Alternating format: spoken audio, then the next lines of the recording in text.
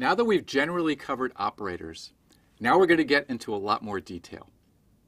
First of all, there are three things we need to know about operators. First is, what is the function? That's the operation that is carried out. And second is precedence, and that's the order in which the operators are combined. So here's an example. A times B plus C times D. Now, what we've learned is that multiplication has a higher precedence than addition. So this is the same as putting parentheses around A times B and C times D, because those are done first, and then we have the addition after that. Then there's associativity, which is the order in which the operators of the same precedence are combined. So for example, A plus B minus C is the same as putting A plus B in parentheses and then doing minus C, because we associate, add and subtract left to right. So we do the addition first, followed by the subtraction. Now we're going to go through the different operators in C, and the first is the assignment operator. Now this changes the value of a variable. Let's look at this example of x equals x plus 4. So the first thing that we do is we evaluate the right-hand side. So we take x and we add 4 to it. Then the second thing that we do is we set the value of the left-hand side variable to the result. Now let's discuss the arithmetic operators. So in this table on the left-hand side, we're showing the symbol. In the middle, the operation associated with that symbol, and then an example of usage in the right-hand side. So we have multiply, divide, addition, subtraction, just as we're used to. We also have modulo. Now, if you haven't seen this before, x modulo y means take x, divide by y, and the remainder is the result, the modulo. Now, all of these associate left to right, but multiply, divide, and modulo have higher precedence than addition and subtraction. So let's look at an example. So 2 plus 3 times 4.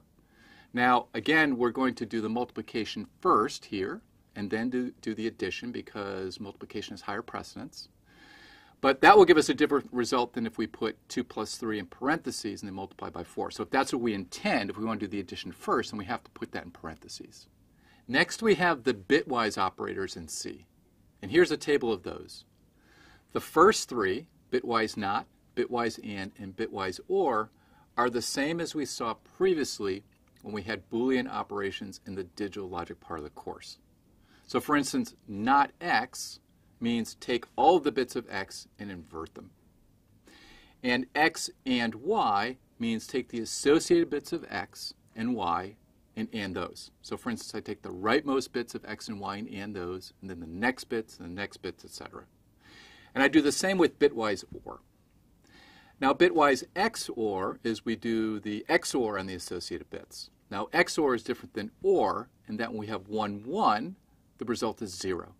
So X XOR Y is a 1 if X is a 1 or Y is a 1, but not both. Now, the last two operations are left shift and a right shift. Now, these bitwise operations operate on variables bit by bit. So these are like the LC3 and and not instructions that we've seen previously. Now, let's look at some shift operation examples. So x equals y, left shift 1, will shift y left 1 position. Now, this is the same as doubling, as multiplying by 2. So if you think about it, if I shift all the bits left 1 position, then I'm essentially doubling the value of y. Or I'm taking y and I'm shifting left by 1, assigning that to x in this example. Now the next example, z equals w right shift 5, will shift w right 5 positions. Now this is sign extended, which means that if the left bit is a 0, then I'm going to shift zeros in from the left-hand side. And if that bit is a 1, then I'm going to be shifting in 1. So I'm preserving the sign of the original value.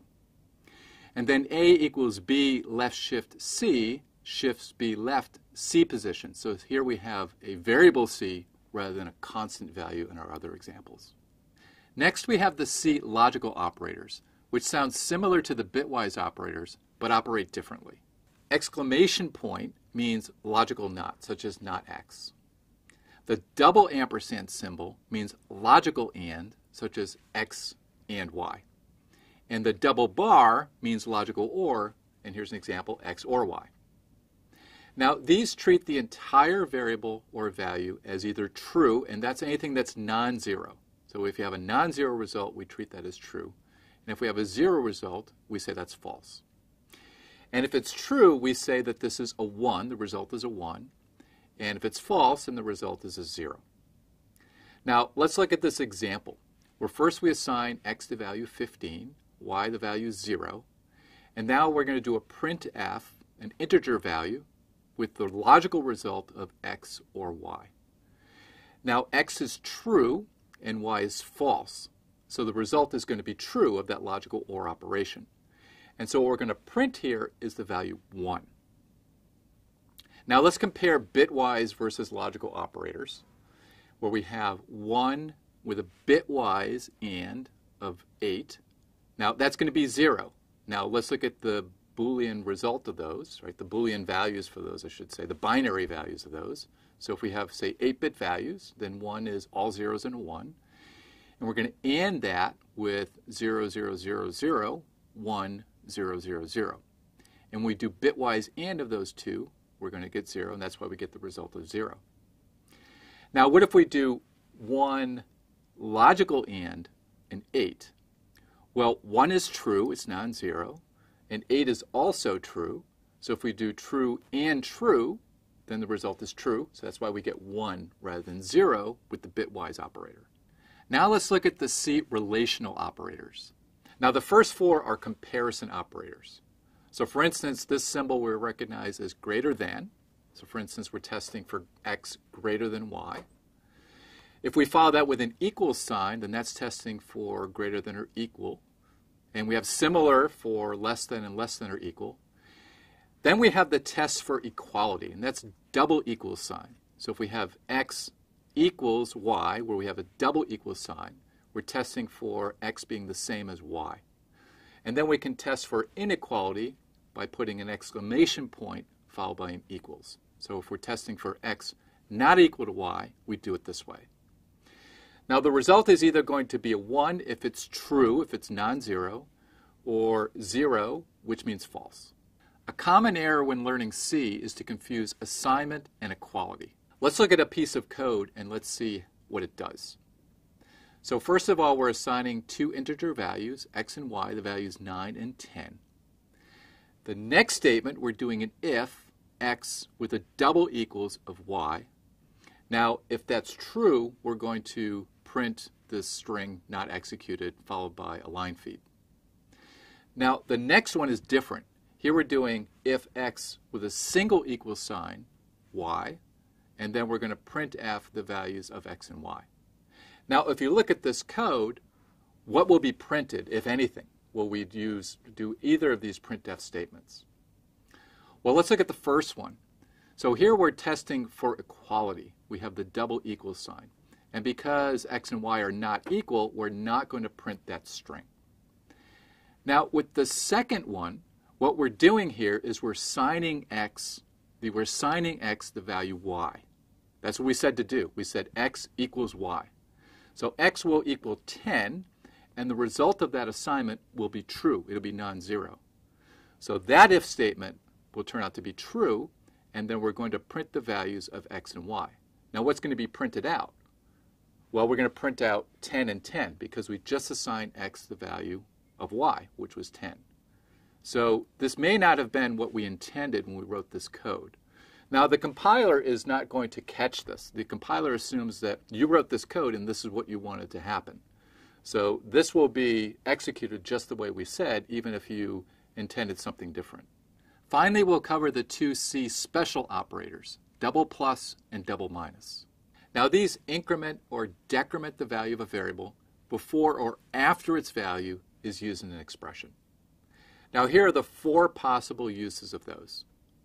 Post-increment, such as x plus plus, will increment the value of x after it's used in the expression. And post-decrement will decrement the value of x again after it's used. Now pre-increment, plus plus x, will first increment the value of x and then use it in the expression. And the same with pre-decrement. We'll first decrement that value and then use it. So pre-increment or pre-decrement will increment or decrement the variable before we use its value, and post-increment or decrement will increment or decrement after we use its value. Now let's look at a couple of examples, the first using post-increment and the second pre-increment. In the first example, we first assign x equals 4, and then we do y equals x plus plus. So what will be the result of x and y?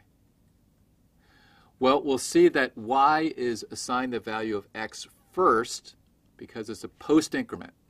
So then y will get the value of 4. And then after that, x will be incremented to take on the value 5. So after this, we'll have x equals 5 and y equals 4. Now in the second example, we first assign again x equals 4, and then we do y equals plus plus x. So you see that we're doing the pre-increment here. So first we will increment x, so x will become 5, and then we'll assign that to y. So both y and x will take the value 5.